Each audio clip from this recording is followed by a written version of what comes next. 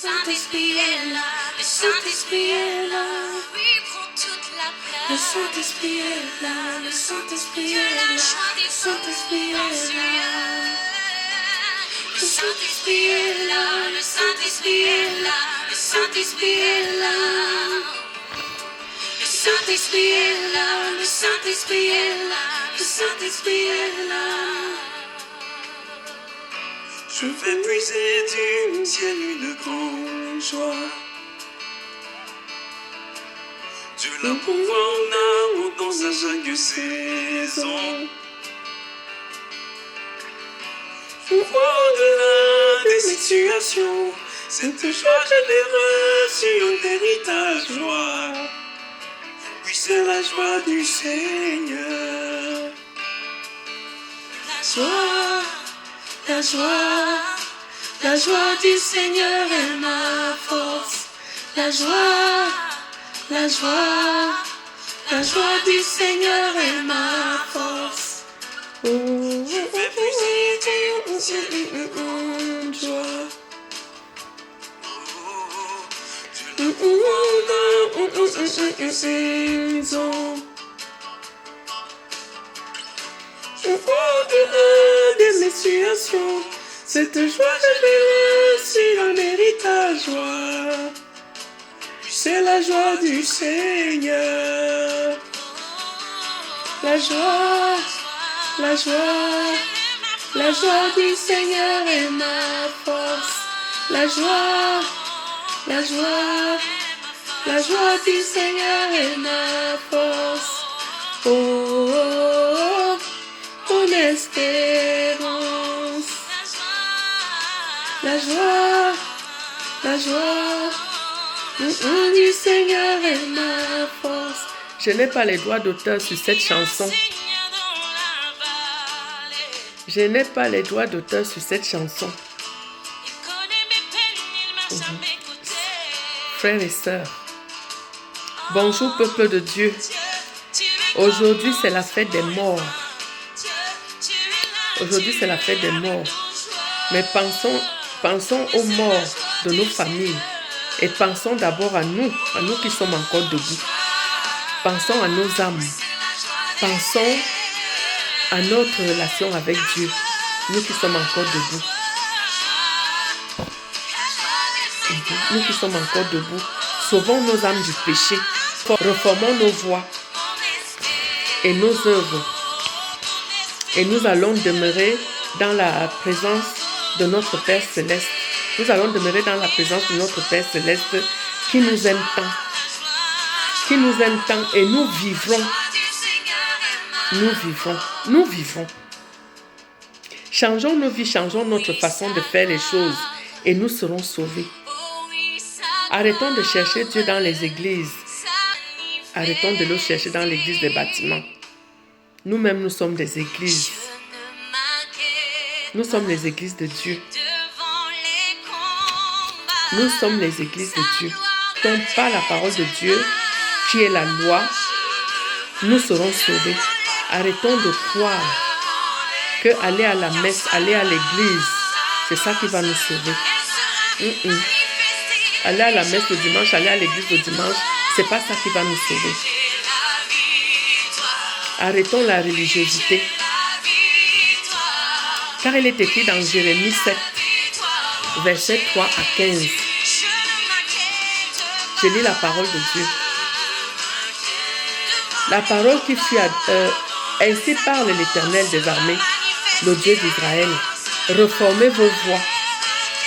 Reformez vos voies et vos œuvres, et je vous laisserai demeurer dans ce lieu.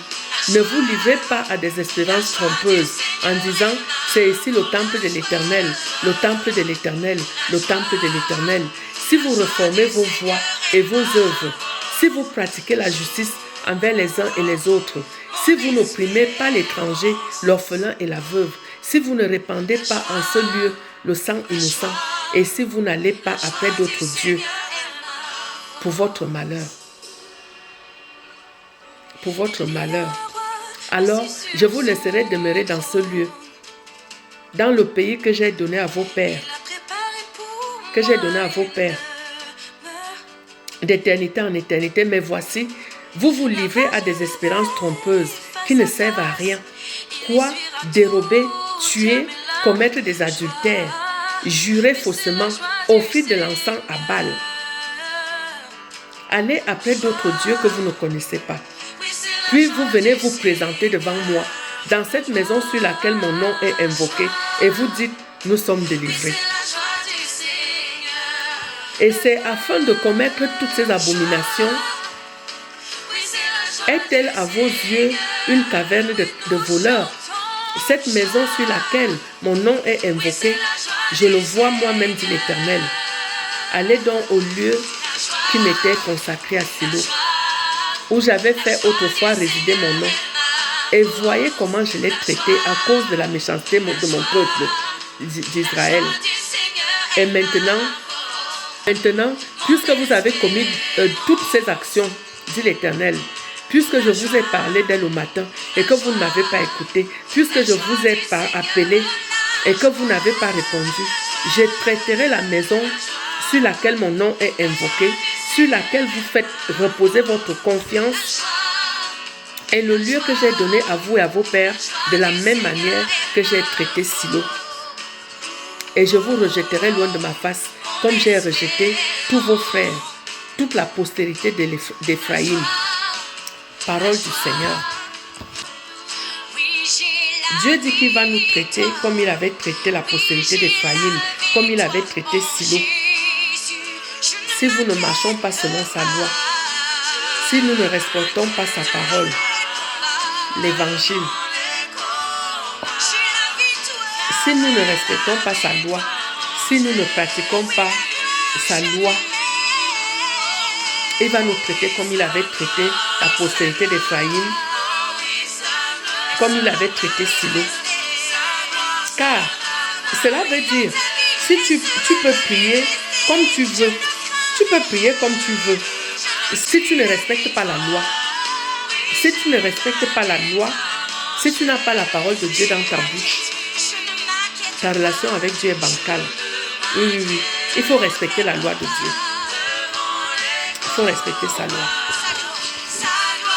Donc, toi, pasteur, qui prêche et persécute le peuple de Dieu, est-ce que tu es en règle avec Dieu? Toi, pasteur, qui scelle les vies des gens pour un oui ou pour un non, pour un oui ou pour un non, tu scelles des vies, sceller des vies, sceller des destinées. Ah, c'est scellé. Tu scelles quoi? Est-ce que tu es Dieu? Est-ce que tu es Dieu pour sceller les vies des gens? Tu es Dieu pour sceller? Est-ce que tu es Dieu pour sceller? Ça ne veut pas tout dire. Tu es loin de Dieu. Tu dois respecter la loi. Même toi, soi-disant homme de Dieu, pasteur, prophète, évêque, prêtre, évangéliste, tout le monde doit respecter la loi de Dieu. Si tu ne respectes pas, tu n'es pas en accord avec lui. Tu n'es pas en accord avec lui si tu ne respectes pas sa loi. Donc tu peux prier 1000 ans. Tu vas te dire, oh, je suis délivré, mais tu n'es pas délivré. Parce que si tu as des péchés qui traînent, si tu as des péchés que tu commets tous les jours, oui, tu n'es pas en accord avec lui. Si tu as des péchés dans ta vie, tu n'es pas en accord avec lui. Donc il faut respecter la loi. Il faut respecter la parole de Dieu. Si tu n'as pas la loi dans ton cœur, tes paroles sont abomination.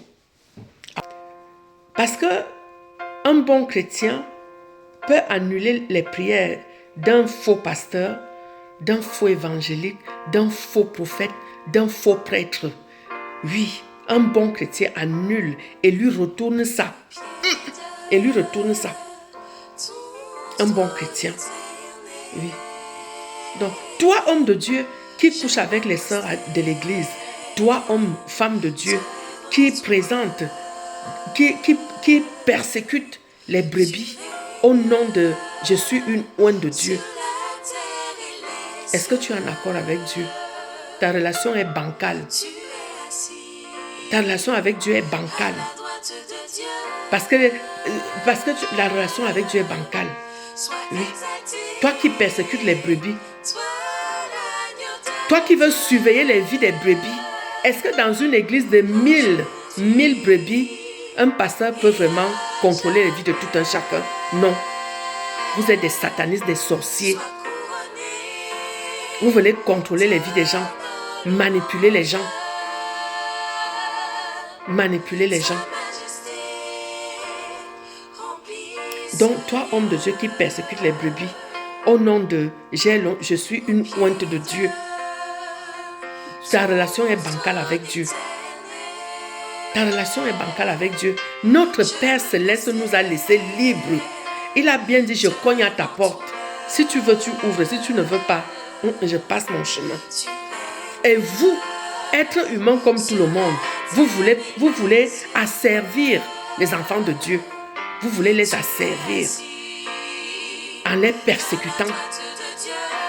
En les persécutant, votre relation est bancale. Toi, homme de Dieu, qui demande à tes sœurs à l'église d'avorter, ta relation est bancale avec Dieu. Toi, sœur de l'église, qui conseille à ta sœur de chercher un amant alors qu'elle est mariée, ta relation est bancale avec Dieu, ma chérie. Ta relation avec Dieu, là, est tordue. Toi, sœur de l'église, qui pratique l'idolâtrie, qui pratique même la sorcellerie, tu pratiques l'occultisme, tu pratiques tout ce qui est mauvais. Et tu vas à l'église, tu pries. Et tu veux combattre les enfants de Dieu. Est-ce que tu penses que ton combat est noble?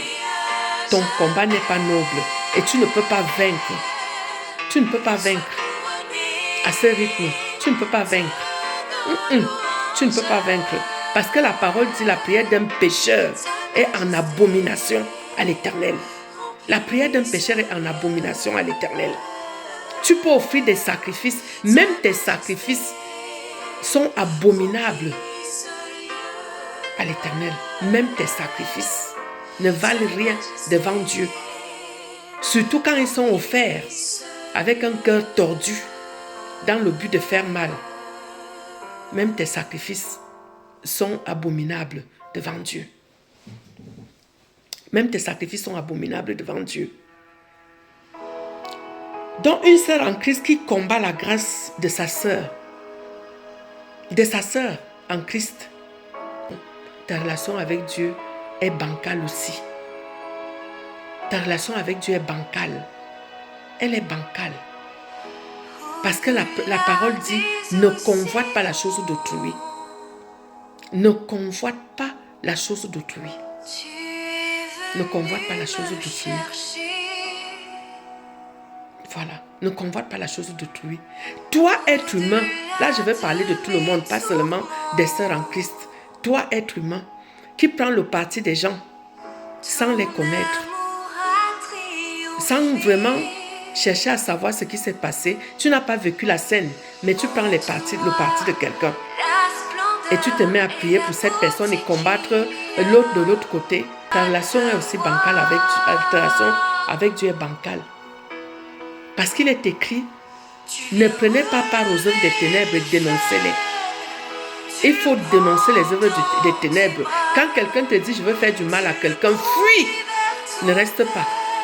Si quelqu'un fait même du mal à côté de toi, il faut lui dire que ce que tu as fait n'est pas bien. Si tu as vu quelqu'un voler, si tu sais que quelqu'un a volé, il faut dénoncer. Il faut dénoncer, ne le cache pas. Parce que c'est ton frère. Il faut le dénoncer. Ne dis pas que c'est mon frère, c'est ma soeur, c'est ma mère. Il faut dénoncer. Dénonce. Dénonce. Donc c'est un péché aussi. Celui qui protège le voleur attente à sa propre vie. Attente à sa propre vie. Donc ne pas protéger les voleurs. Ne pas protéger les méchants. Ne pas protéger quelqu'un qui pêche. Sinon tu es son complice, tu es avec lui. Tu es avec lui. Tu es avec lui. Tu es avec lui. Car il est écrit. Il est écrit dans 2 Thessaloniciens aussi. 2 Thessaloniciens 1, verset 6 à 9, il est écrit. Car il est de la justice de Dieu de rendre l'affliction à ceux qui vous affligent. De vous donner à vous qui êtes affligés du repos avec nous. Lorsque le Seigneur Jésus apparaîtra du ciel avec les anges de sa puissance, au milieu d'une flamme de feu pour punir ceux qui ne connaissent pas Dieu, et ceux qui n'obéissent pas à l'évangile et à l'évangile de notre Seigneur Jésus. À l'évangile de notre Seigneur Jésus. Donc toi, il est aussi écrit, ceux qui n'obéissent pas à la parole, à l'évangile de notre Seigneur Jésus-Christ. Donc toi, qui ne prends pas la loi en considération, tu ne respectes pas la loi. Il est écrit aussi que si quelqu'un détourne l'oreille pour ne pas écouter la loi, sa prière même est une abomination. Sa prière même est une abomination. Et il est écrit dans Jérémie 24. Il est écrit dans Jérémie 24, verset 2. L'un des paniers contenait de très bonnes figues, comme des figues de la première récolte, et l'autre panier de très mauvaises figues, qu'on ne pouvait manger à cause de leur mauvaise qualité. Ainsi parle l'Éternel, dans le verset 5, ainsi parle l'Éternel, le Dieu d'Israël, comme tu distingues ces mauvaises figues, ainsi je distinguerai pour leur être favorable les captifs de Juda que j'ai envoyés de ce lieu dans le pays des Chaldéens. Je les regarderai d'un œil favorable et je les ramènerai dans ce pays, je les établirai et je ne les détruirai plus. Je les planterai et ne les arracherai plus.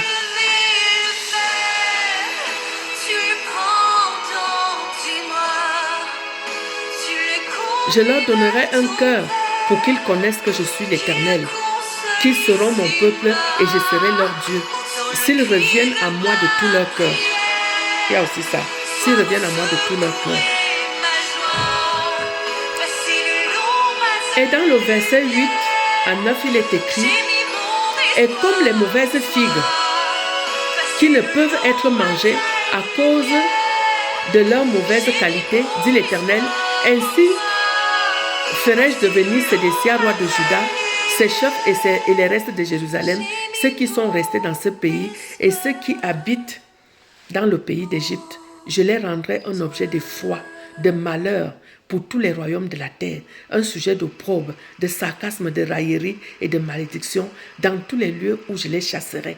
J'enverrai parmi eux l'épée, la famine et la peste, jusqu'à ce qu'ils aient disparu du pays que j'avais donné à eux et à leurs pères.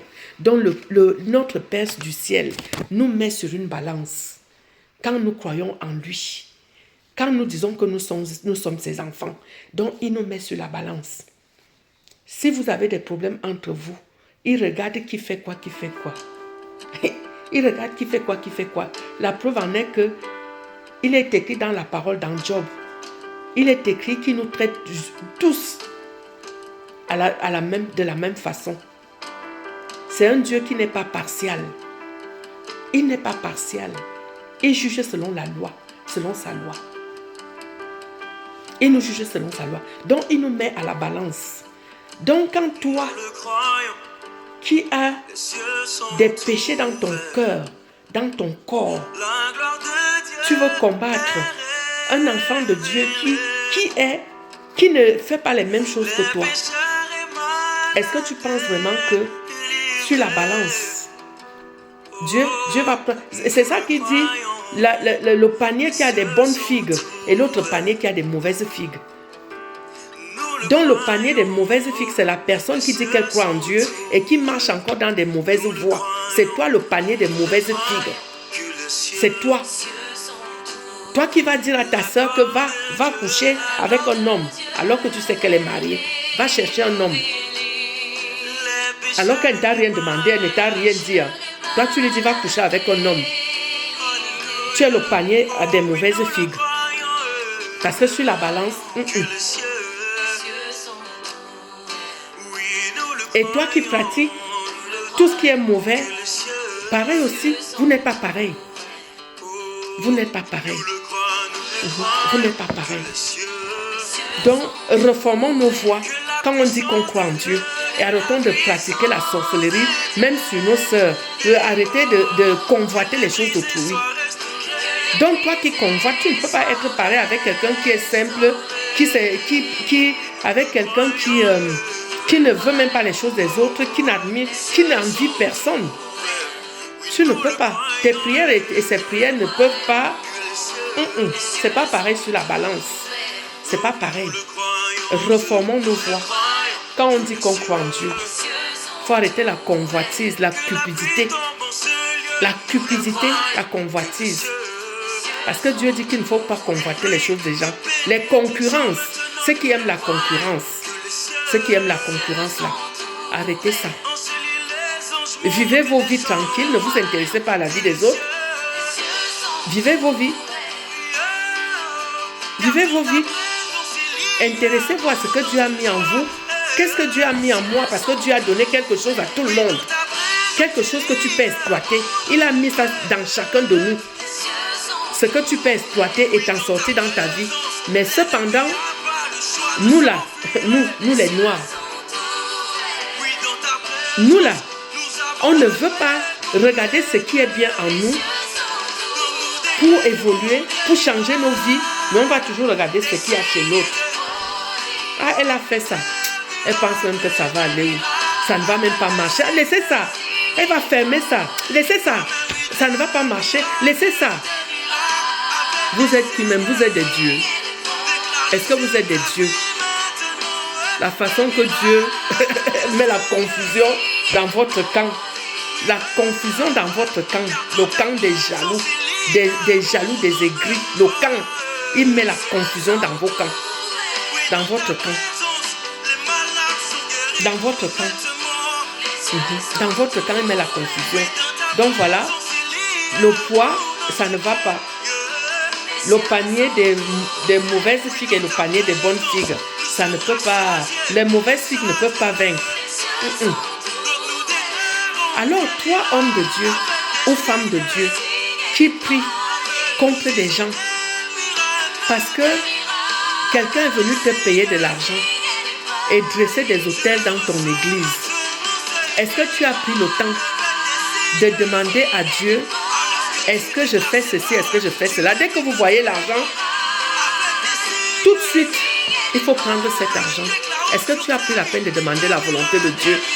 Quand tu as dressé ces hôtels maléfiques, même qui ne servent à rien, les hôtels maléfiques qui ne servent à rien, est-ce que tu as demandé à Dieu? Est-ce que je peux prendre cet argent pour dresser des hôtels? Non. Non, mais tu te mets à combattre quelqu'un que tu ne connais pas.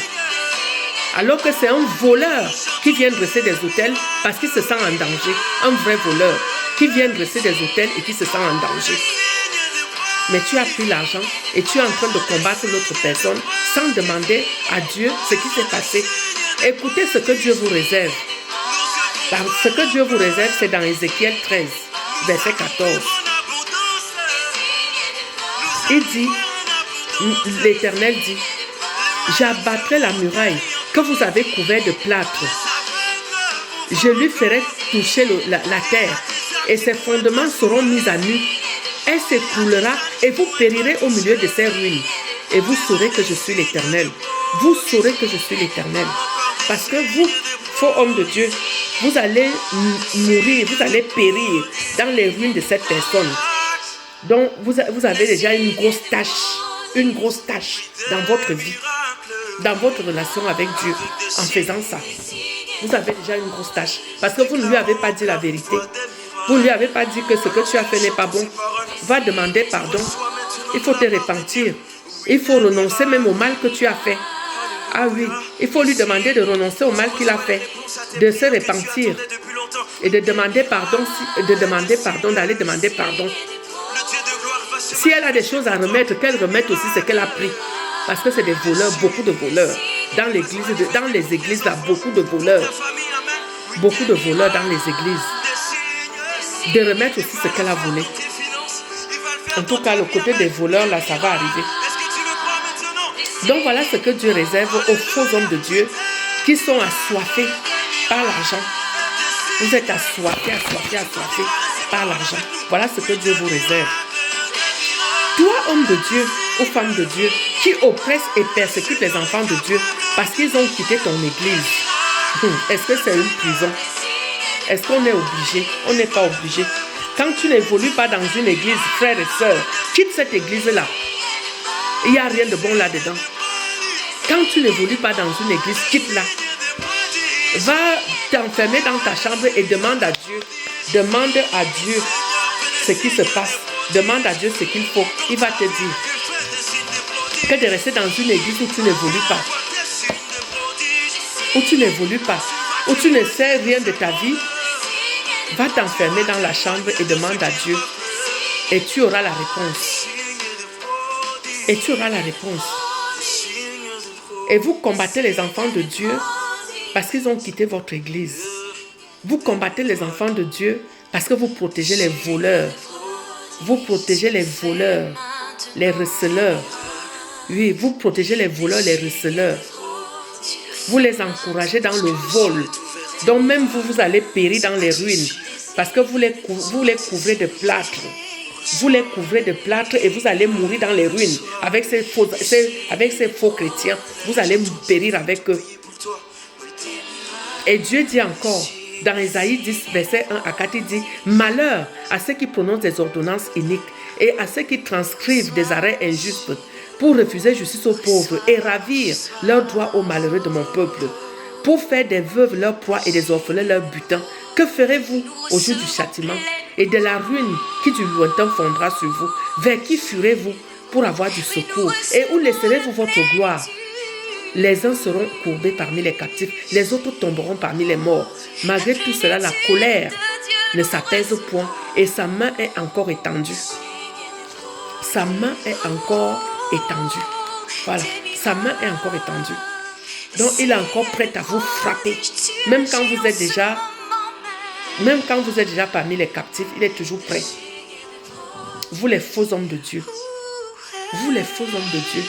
Oui, oui, oui. Vous les faux hommes de Dieu. Reformons nos voies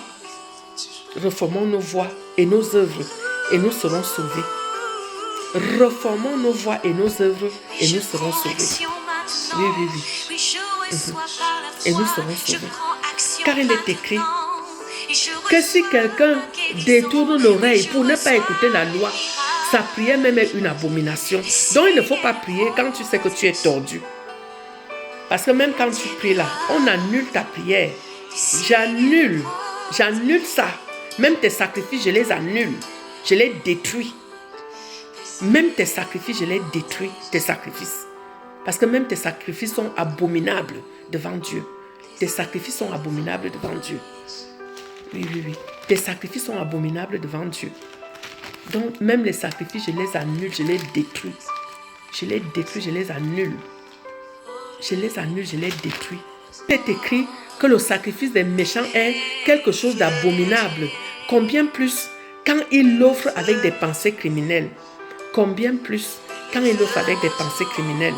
Il faut bien lire Jérémie 7 que j'ai donné là. Parce que même jusqu'au bout, il parlait des sacrifices. Hein, mais elle allait être trop longue.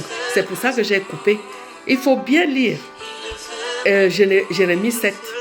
Du début jusqu'à la fin. Parce que même là-bas, il parle des sacrifices, des holocaustes et tout. Là-bas, il dit que vous allez manger votre propre chair. Donc, le sacrifice des méchants est quelque chose d'abominable. Combien plus quand il l'offre avec des pensées criminelles. Voilà.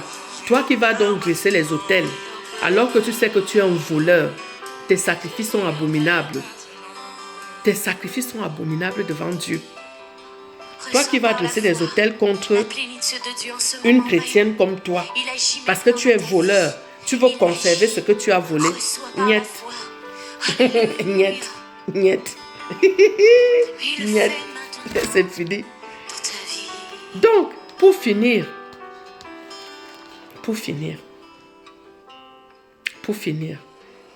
Dieu veut qu'on le cherche de tout notre cœur. Il veut qu'on le cherche de tout notre cœur. Quand on va le chercher de tout notre cœur, on va le trouver et on sera joyeux comme je suis. On aura la paix, on aura la force, on aura tout ce qui est bon. Ah oui, oui, oui, oui. Il faut le chercher de tout ton cœur. Si vous me cherchez, vous me trouverez. Si vous me cherchez de tout votre cœur, donc il faut le chercher de tout votre cœur. Et vous allez le trouver. Et vous allez le trouver. Car il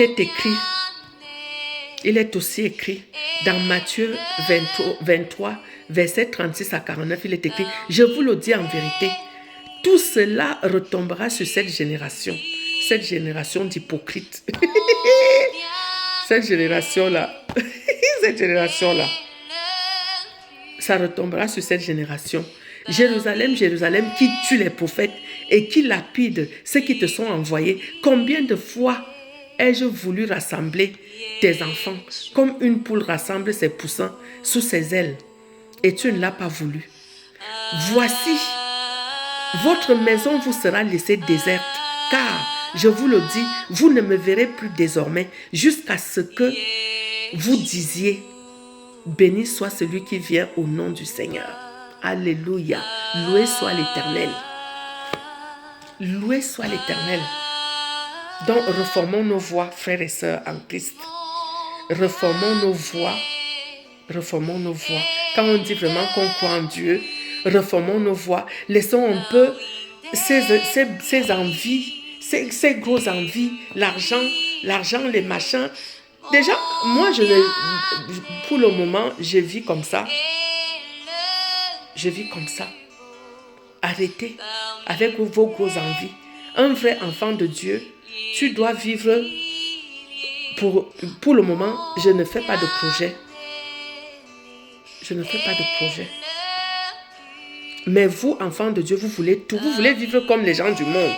Et c'est pour ça que vous avez la convoitise encore, la cupidité. Parce que vous voulez vivre comme les gens du monde. Vous voulez les choses des gens, vous voulez les trucs des gens, vous voulez. Et c'est ça qui va vous tuer. La gourmandise, la cupidité, la convoitise. La concurrence. C'est ça qui va vous tuer. C'est ça qui va vous tuer. Cherchez Dieu de tout votre cœur et vous serez heureux. Et un autre conseil, respectez le sabbat, le dimanche. C'est une alliance éternelle que Dieu avait établie pour ses enfants. C'est une alliance qu'il avait établie avec eux au désert, pendant qu'il les faisait traverser le désert. Respectez le 7e jour. À bon entendeur, salut. Et soyez bénis. Soyez bénis. Père éternel, ceux qui vont écouter ce message, que toi-même tu m'as permis de donner aujourd'hui, Seigneur. C'est ton message à toi, ce n'est même pas mon message. C'est ton message à toi que tu as voulu que je donne. Bénis tous ceux qui te cherchent, oui. C'est ça. Ceux qui le cherchent vraiment vont écouter ce conseil et ils vont comprendre que les péchés là, quand on parle de péchés là, ça nous amène à l'enfer. Ça ne nous fait pas vivre la vie que nous devons vivre. Ces péchés là. Déjà, il n'y a pas de petits péchés. Donc, reformons nos voies et respectons le sabbat aussi, le dimanche, le 7e jour, et soyez bénis.